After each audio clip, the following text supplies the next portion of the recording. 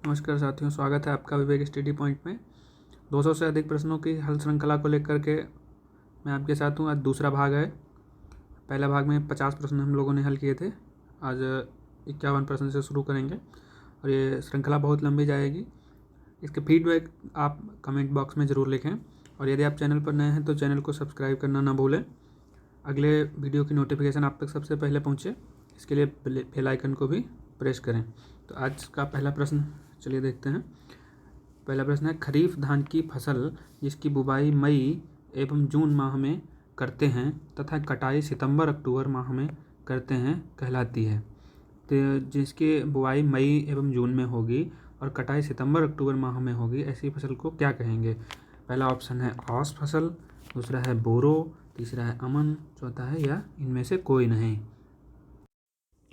तो इसमें साथियों औस जो शब्द है AUS, औस शब्द की उत्पत्ति, इसमें औस का मतलब होता है शीघ्र, जल्दी या शीघ्र। तो चावल की ऐसी प्रजाति जो पूर्व मानसून से पहले के काल में उगाई जाती है, औस कहलाती है। और ये भी वही पूछ रहा है, मानसून जुलाई में आएगा, जून जुलाई के आसपास आएगा, तो उसमें इसकी बुआई हो जाएगी मई जून में और कटाई सितंबर अक्टूबर में होगी, इसलिए इसको हम औस या ऑटम राइस भी कहते हैं। तो इस प्रश्न का हमारा पहला ऑप्शन सही है। चलिए अगला प्रश्न देखते हैं। रबी धान की फसल जिसकी वह, ये तीनों इसी आस, बोरो और अमन से ही रिलेटेड 3 प्रश्न हैं। तो अगला प्रश्न है, रबी धान की फसल की बुवाई जिसकी बुवाई जून एवं जुलाई में करते हैं तथा कटाई नवंबर दिसंबर माह में की जाती है, कौन सी फसल कहलाती है? औस, बोरो, अमन या गहनी या इनमें से कोई नहीं। तो इसमें जो अमन शब्द है, इसमें अमन का अर्थ होता है सुरक्षा। तो सुरक्षा का मतलब ऐसे जगह पर जहाँ पर स्थायित्व हो, ये स्टेबल हो, तो मुख्य फसल है ये। इसमें कटाई रबी के सीजन के समय होती है, नवंबर दिसंबर में, इसलिए इसको रबी की कहते हैं, लेकिन ये मुख्य फसल है, इसको खरीफ या विंटर की फसल भी कहते हैं। और इस फसल को अमन धान कहते हैं, अमन धान कहते हैं, अमन या अगहनी धान कहते हैं। तो इस प्रश्न का तीसरा ऑप्शन सही है। चलिए अगले प्रश्न की ओर चलते हैं। बसंत या ग्रीष्म ऋतु की धान की फसल जिसकी बुवाई नवंबर दिसंबर माह में करते हैं कहलाती, इसको समर राइस भी कहते हैं। और इसको बोरो फसल जो है इसको कहते हैं, जिसका तात्पर्य, बोरो का मतलब होता है नीची या जलमग्न भूमि में चावल का उत्पादन लेने से होता है, तो इसको बोरो कहते हैं। और इनकी जनवरी फरवरी में इसकी बुआई होती है और अप्रैल में ये कट जाती है। इसके बाद फिर आटम का, आस का सीजन आ जाता है। तो इस प्रश्न का हमारा तीसरा ऑप्शन सही है। चलिए अगला प्रश्न देखते हैं। धान की फसल के लिए उपयुक्त मृदा pH का मान है। धान की फसल के लिए उपयुक्त मृदा pH, तो धान की फसल थोड़ी सी एसिडिक सॉइल्स में होती है, तो इसमें हमारा एसिडिक सॉइल्स अधिक नहीं, कम एसिडिक में होती है, तो इसका हमारा पहला ऑप्शन सही है। 5.5 से 6.5 में ये धान की फसल अच्छी रहती है। अगला प्रश्न है, धान का कटोरा किस राज्य को कहा जाता है? उत्तर प्रदेश, मध्य प्रदेश, छत्तीसगढ़, पंजाब। तो धान का कटोरा जो है छत्तीसगढ़ को कहा जाता है। यहाँ पर धान की जो चावल की या धान की फसल है जो अधिक होती है, सर्वाधिक होती है, इसलिए यहाँ इसको धान का कटोरा कहते हैं। चलिए अगला प्रश्न है, धान के ऊपर का छिलका जो लेमा व पेलिया का संयुक्त रूप से कहलाता है। तो धान का पेलिया और लेमा को मिलाकर के जो संयुक्त रूप से जो धान का छिलका बनता है उसको हम लोग हल कहते हैं, हल, क्योंकि हलिंग परसेंटेज धान का होता है, हलिंग परसेंटेज ये होता है, हलिंग परसेंटेज का 65 से 75 या लगभग 70% के आसपास होता है, जिसका अर्थ होता है कि 70% चावल, यानी कि 100 किलोग्राम यदि हम धान लेंगे तो उसमें 70 किलोग्राम के आसपास चावल निकलेंगे और 30 किलोग्राम ये लेमा पेलिया जो कि हल के रूप में भूसी और पॉलिश जिसको हम लोग बोलते हैं वो निकलेगी। उसमें से 19%, 30 में से 19 भाग जो है वो भूसी निकलेगी, और यानी कि हल निकलेगी, और जो 11% निकलेगी वो हस्क निकलेगी। तो इसका पहला ऑप्शन हमारा सही है, हल, जो लेमा और पेलिया को मिला करके बनता है वो हल। अगला प्रश्न है, धान में बौनेपन के लिए उत्तरदायी जीन है। धान में बौनेपन के लिए उत्तरदायी जीन है OPEC2, DGBUGEN, नोरिन 10 या इनमें से कोई नहीं। तो देखिए OPEC2 जो है ये मक्का के लिए है, मक्का का जीन है। और जो DG जीन है ये धान का जीन है। अब है नोरिन-10, ये गेहूं का जीन है। तो इसमें जो दूसरा ऑप्शन हमारा वो सही है कि DG जीन जो है वो हमारा धान का बौनेपन के जीन के लिए उत्तरदायी, धान में बौनेपन के लिए उत्तरदायी जीन DG जीन है। अगला है GS खुश किस धान के जनक कहे जाते हैं? तो GS खुश के जो हैं इनका पूरा नाम है गुरुदेव सिंह खुश, और ये जो हैं सुपर राइस के father of super rice GS खुश इनका पूरा नाम है। गोल्डन राइस जो है इसके इंगो पोर्ट्रिकस कहे जाते हैं, इंगो पोर्ट्रिकस कहे जाते हैं जनक गोल्डन राइस के। चलिए अगला प्रश्न है धान की प्रथम उत्परिवर्ती बौनी किस्म है, यानी कि म्यूटेंट वैरायटी धान की पहली कौन सी है? ऑप्शन है साकेत, जया, TN1, जगन्नाथ। तो इसमें जगन्नाथ जो वैरायटी है वो पहली म्यूटेंट वैरायटी है धान की, उत्परिवर्ती किस्म है। कई जगह पूछा जाता है प्रश्न कि पहली उत्परिवर्ती बौनी किस्म कौन सी है धान की, तो इसमें हम लोग को जगन्नाथ ये किस्म है इसकी। अगला प्रश्न है धान की निम्न किस्म मिरेकल किस्म कही जाती है। मिरेकल किस्म कौन सी कही जाती है धान की? साकेत, जया, जगन्नाथ या गोविंद। तो हमारे यहाँ सबसे पहले ये जो राइस बनाया, हाइब्रिड राइस बना, जया बना, और इसकी उत्पादन क्षमता जो अन्य वैरायटी की अपेक्षा अधिक थी, तो इसको हम लोगों ने मिरेकल राइस का नाम दिया, और जया वैरायटी जो है मिरेकल राइस भी कहलाती है। अगला प्रश्न है बांस का उत्पादन किस देश में सर्वाधिक है? बांस का उत्पादन किस देश में सर्वाधिक है? बांस का उत्पादन भारत में, श्रीलंका में, चाइना में या अफ्रीका में? तो बांस का उत्पादन चीन में सर्वाधिक है। बांस का उत्पादन चीन में सर्वाधिक है, तीसरा ऑप्शन सही है। अगला प्रश्न है राइस ब्रान में अधिकता होती है वसा की, प्रोटीन की, कार्बोहाइड्रेट की या खनिज तत्वों की? राइस ब्रान मतलब भूसी जिसको हम लोग कहते हैं, तो उसमें खनिज तत्वों की अधिकता होती है, चौथा ऑप्शन हमारा सही है। अगला है धान में हलिंग का परसेंट, अभी हम ऊपर प्रश्न में देख रहे थे हलिंग परसेंट, हलिंग लेमा और पेलिया को मिलाकर जो संयुक्त रूप से हल कहलाता है, तो हलिंग में धान का हलिंग परसेंट कितना होता है, यानी कि दाना कितने परसेंट, दाने का मतलब चावल कितने परसेंट निकलता है? 40 से 50%, 50 से 60%, 65 से 75% या 75 से 80%। तो इस प्रश्न का हमारा तीसरा ऑप्शन सही है, 65 से 75 या 70 के आसपास लगभग हलिंग परसेंट धान का रहता है। धान की प्रथम विकसित किस्म है जया, TN1, नगीना, IR8। तो इसमें जया तो बाद में हुई है, जो हमारे यहाँ हुई है भारत में। TN1 जो है इसकी वैरायटी प्रथम विकसित किस्म है। TN1 का पूरा नाम है ताइचुंग नेटिव 1 कहते हैं इसको, ताइचुंग नेटिव 1 कहते हैं इसको का पूरा नाम है। तो इस क्वेश्चन का हमारा दूसरा ऑप्शन सही है। अगला प्रश्न की ओर करते हैं इंडिका एवं जैपोनिका के क्रॉस से तमिलनाडु में 1964 में विकसित प्रथम किस्म या प्रजाति है, ये धान के बारे में बात कर रहे हैं हम। तो ADT 27, TN1, कांची या मानी? तो इस प्रश्न का हमारा पहला ऑप्शन सही है, ADT 27 जो है जैपोनिका और इंडिका और जैपोनिका के क्रॉस से तमिलनाडु में 1964 में डेवलप की गई। अगला प्रश्न है मैट टाइप नर्सरी किस फसल में तैयार की जाती है? धान में, टमाटर में, तंबाकू में या उपरोक्त सभी में? तो इस प्रश्न का हमारा पहला ऑप्शन धान में मैट टाइप नर्सरी अर्थात डेपोग मेट जो होता है उसमें मैट टाइप नर्सरी बनती है और जल्दी ही पौधे रोपाई योग्य हो जाते हैं। तो पहला ऑप्शन हमारा सही। अगला प्रश्न है औसत परीक्षण भार 21 ग्राम निम्न में से किसका होता है? मोटा धान, बारीक धान, सुपर राइस या बासमती धान?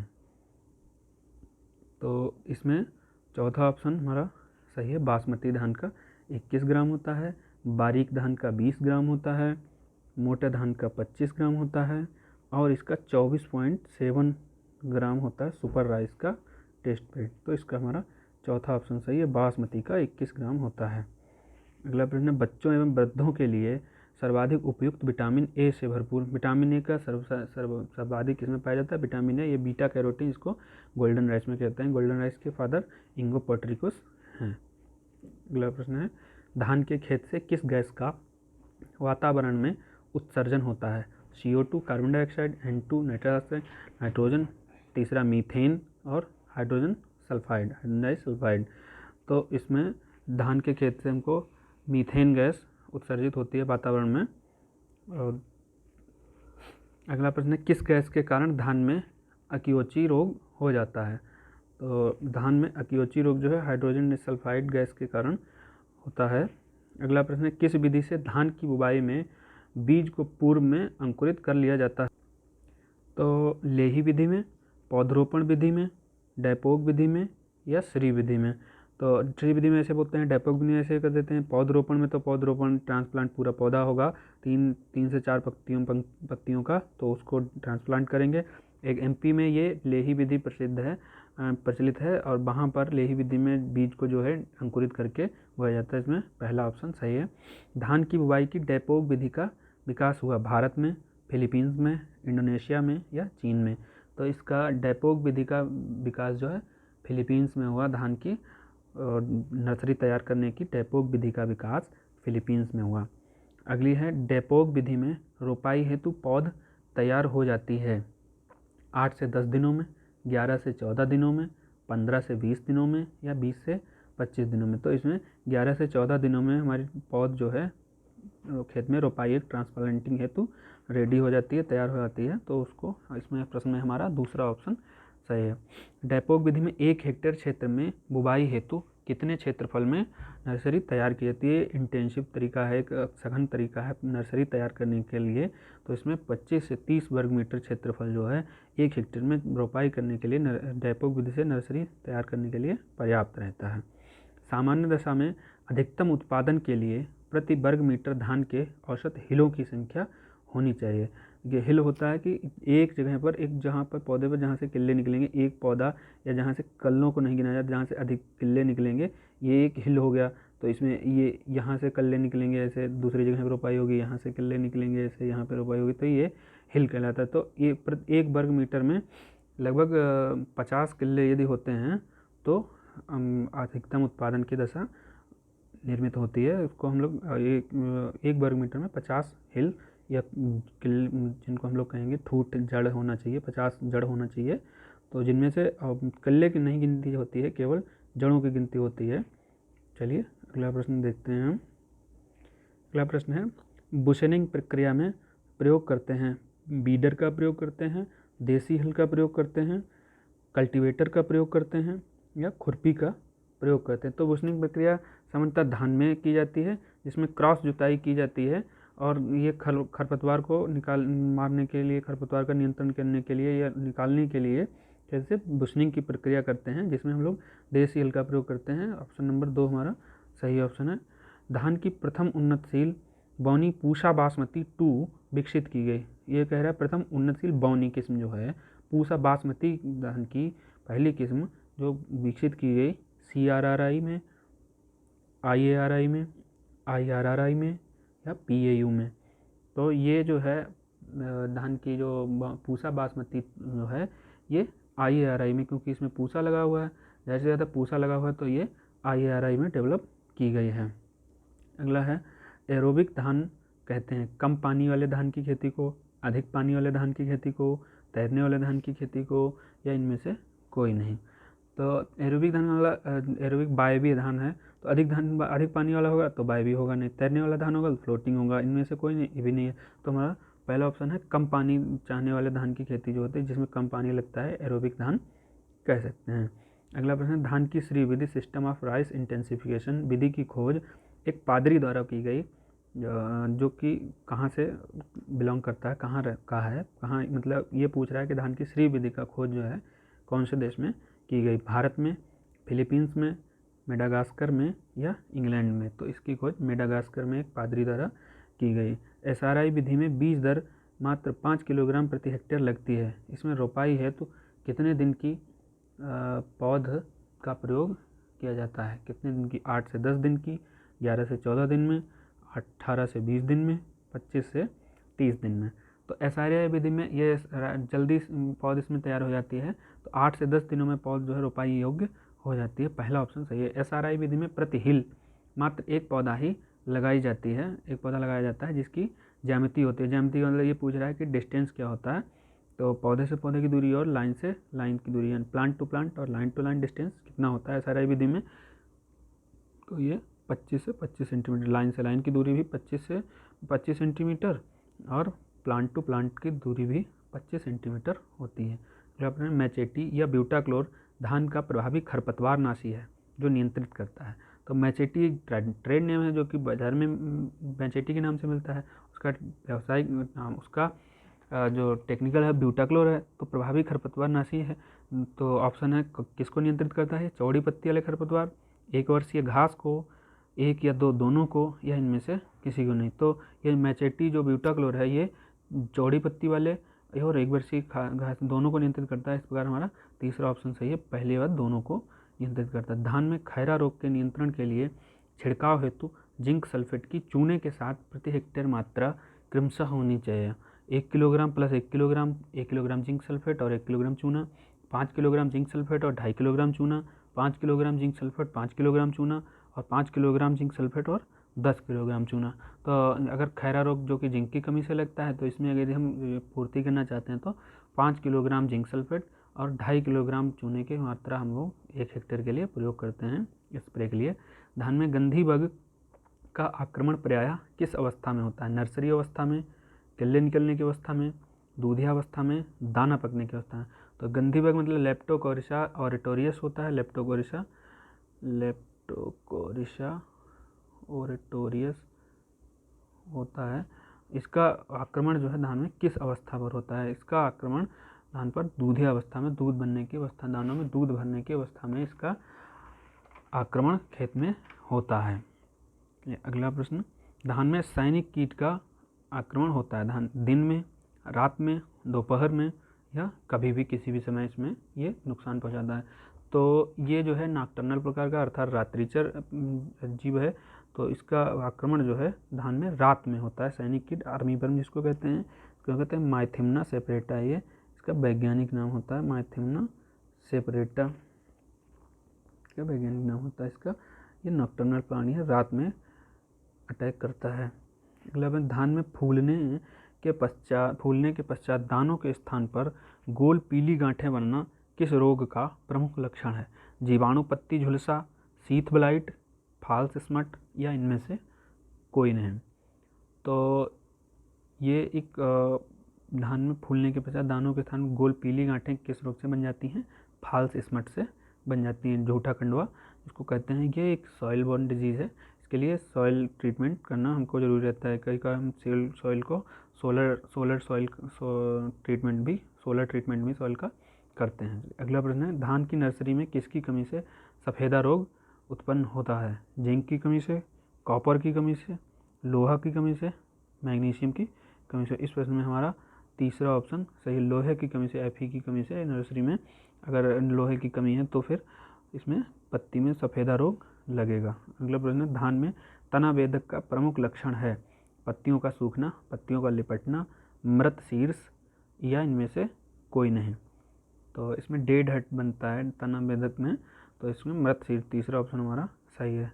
धान का टुंग्रो वायरस का वेक्टर कीट है, गंधी बग, सैनिक कीट, फुदका या राइस ग्रीन लीफ हॉपर। तो इसका चौथा ऑप्शन हमारा सही है, हरा फुदका जो है धान का हरा फुदका, ये टुंग्रो वायरस का वेक्टर है, एक जगह से दूसरी जगह इसको प्रचारित करता है, संचरित करता है। IRRI स्थित है मनीला फिलीपींस में, कटक उड़ीसा में, जकार्ता इंडोनेशिया में या इनमें से कहीं भी नहीं। तो IRRI है इंटरनेशनल राइस रिसर्च इंस्टीट्यूट, ये इंटरनेशनल मनीला में राइस रिसर्च मनीला फिलीपींस में ये स्थित है। अगला प्रश्न है, CRRI कहाँ स्थित है, ये अभी IRRI पूछा है ऊपर, ये पूछा है CRRI, तो ये इसमें सेंट्रल राइस रिसर्च इंस्टीट्यूट है, तो ये कटक उड़ीसा में अवस्थित है। अगला है, धान में फूल आने के समय तापमान 26.5 डिग्री सेंटीग्रेड से 29.5 डिग्री सेंटीग्रेड के बीच होना चाहिए, जबकि फसल पकने के लिए उपयुक्त तापमान है 18 से 20 डिग्री सेंटीग्रेड, 20 से 25 डिग्री सेंटीग्रेड, 25 से 30 डिग्री सेंटीग्रेड या इनमें से कोई नहीं। तो फसल को पकने के लिए थोड़ा अधिक टेम्परेचर, अधिक मतलब कम टेम्परेचर ज़रूरत होता है, इससे जो हीट टेम्परेचर दिया है इससे थोड़ा सा कम, क्योंकि धान जब पकता है तो जैसे जैसे आगे आ जाती है रबी की सीज़न आएगी तो टेम्परेचर आगे कम होता जाएगा। पकने के लिए 20 से 25 डिग्री सेंटीग्रेड जो है टेम्परेचर आवश्यक होता है। पंजाब, हरियाणा एवं पश्चिमी उत्तर प्रदेश में 60 के दशक में किन 2 प्रमुख फसलों के द्वारा हरित क्रांति संभव हुई। पूछ रहा है हरित क्रांति में किन 2 फसलों पर सबसे ज़्यादा असर, सबसे ज़्यादा उसका रिजल्ट परिणाम दिया, हरित क्रांति का सबसे ज़्यादा परिणाम किन 2 फसलों ने दिया। धान, गेहूँ, अरहर, चना, गन्ना, सूरजमुखी, ज्वार या बाजरा। तो इनमें से धान गेहूँ पहला ऑप्शन जो हमारा सही है। सर्वाधिक प्रयोग असर जो है धान गेहूँ की उत्पादकता पर पड़ा। इनकी अच्छी उत्पादकता वाली जो किस्में हैं वो विकसित हुई और हरित क्रांति का श्रेय भी इन 2 फसलों को ही मुख्य रूप से जाता है। अगला प्रश्न है प्रथम मानव निर्मित फसल ट्रिटिकेल किन 2 फसलों के संयोग से बनाई गई। गेहूँ जौ, धान जौ, गेहूँ राई, गेहूँ चीना। इसमें तीसरा ऑप्शन है गेहूँ एवं राई के संयोग से पहले फसल जो है मानव निर्मित फसल ट्रिटिकेल बनी है, गेहूँ एवं राई के संयोग से। अगला प्रश्न है भारत में गेहूँ की किस स्पीसीज की खेती सर्वाधिक क्षेत्र पर होती है। Triticum aestivum, Triticum डाइकोकम, Triticum durum या ट्रिटिकम स्पेल्टा। तो ये कॉमन बेड व्हीट हमारे यहाँ सबसे ज़्यादा होता है, जिसको हम लोग ट्रिटिकम एस्टिवम भी बोलते हैं। इसकी खेती हमारे यहाँ भारत में सर्वाधिक होती है।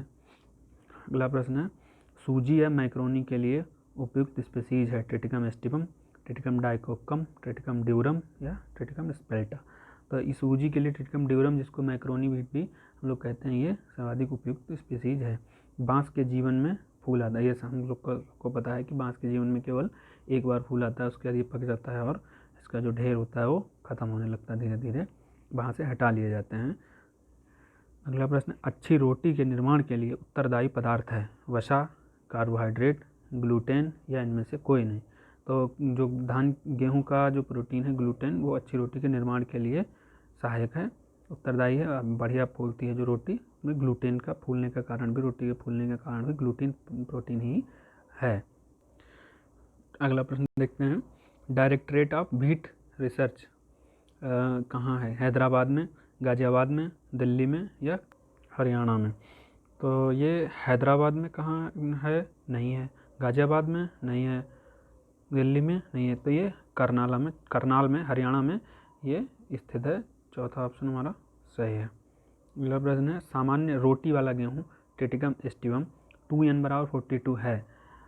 डिप्लॉयड, ट्रिप्लॉयड, टेट्राप्लॉयड या हेक्साप्लॉयड। ये षटगुणित है मतलब हेक्साप्लॉयड है। चौथा ऑप्शन सही है। गेहूं की बौनी प्रजातियों को कम गहराई 3 से 4 सेंटीमीटर पर बोने का मुख्य कारण है।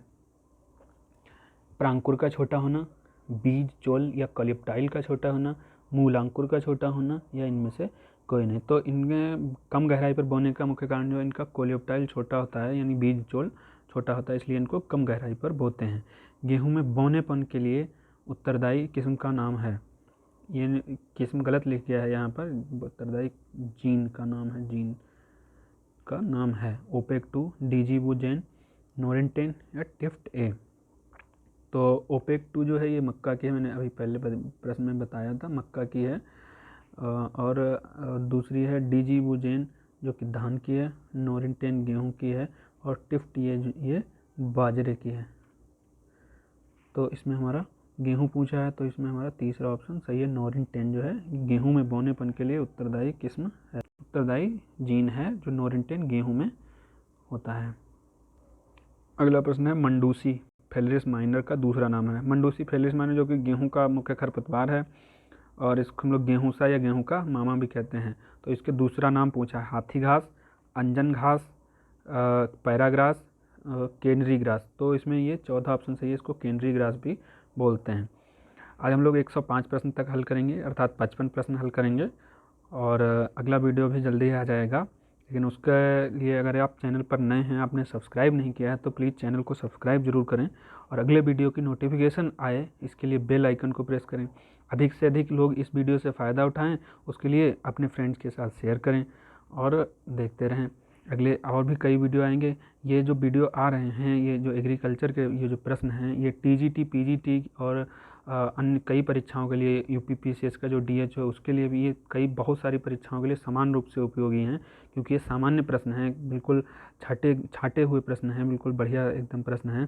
तो ये बहुत सारे इनमें से संभावित सीरीज है चूँकि ये, इसलिए बहुत ऐसे प्रश्न मिल सकते हैं। इनमें से कोई भी ऐसा नहीं है कि जो प्रश्न कोई भी खराब हो, तो इसलिए अच्छे प्रश्न हैं। इनमें से बहुत सारे और भी प्रश्न बन जाते हैं, जैसे कि अगर कोई एक जगह दिया है, जैसे अभी पिछला प्रश्न दिया था कि ये जीन 102 में गेहूं में बौनेपन के लिए उत्तरदायी, तो डीजीबुजेन, ये सारा या 4 प्रश्न एक साथ 3 क्लियर होते हैं, 4 प्रश्न क्लियर हो जाते हैं, 3 तो हो ही जाते हैं। तो ये बहुत ही आवश्यक सीरीज़ है, बहुत ही अच्छी फ़ायदेमंद सीरीज़ है। तो इसके साथ सब्सक्राइब करें और अपने दोस्तों के साथ शेयर करें। अगला प्रश्न हम लोग देखते हैं, अनेक गेहूं उत्पादक क्षेत्रों में किस खरपतवारनाशी के प्रति फेलेरिस माइनर सहिष्णु हो चुका है, अर्थात टॉलरेंस हो चुका है। पहले कौन सी लगाई जाती थी दवाई, क्या हो कि आइसोप्रोट्यूरान, दूसरा है 2,4-D, तीसरा है पेंडिनियोलिन, ये गलत लिखा है, पेंडिमेथिलिन लिखना चाहिए। अगला है सल्फोसल्फ्यूरान। तो पहले आइसोप्रोट्यूरान का प्रयोग किया जाता था इसके लिए, तो इसमें सहिष्णुता उत्पन्न हो गई, इसके प्रति टॉलरेंस हो गई, जो फिर इससे ये कंट्रोल नहीं होती थी, तो उसकी जगह पे फिर हम लोग सल्फोसल्फ्यूरान करेंगे। लेकिन इस प्रश्न का हमसे पूछा है कि किसके प्रति सहिष्णुता का पहला ऑप्शन सही है। अगला प्रश्न है, फेलेरिस माइनर के बीज का औसत परीक्षण भार 2 ग्राम होता है, टेस्ट वेट 2 ग्राम होता है। एक स्वस्थ पौधा कितने बीज पैदा कर सकता है, 200 से 500 बीज, 1000 से 2000, 5000 से 6000 या 10,000 से 30,000 बीज। तो 2 ग्राम बीज टेस्ट वेट होने के बाद भी इसका बीज इतना हल्का होता है कि ये 10,000 से 30,000 पौधे, एक स्वस्थ पौधा इतना बीज उत्पन्न कर सकता है कि 10,000 से 30,000 बीज उसमें 20,000, 25,000, 22,000 हो सकते हैं। एक ग्राम एक पौधा जो है इतने बीज पैदा कर सकता है कि ऐसी कोई फसल अपने सामान्य फसल नहीं है जो इतने बीज पैदा कर सके कि उससे इतना प्रसारण हो सके। तो साथियों, यहीं तक आज का वीडियो यहीं तक रहेगा और अगला वीडियो भी जल्दी ही आएगा। जय हिंद।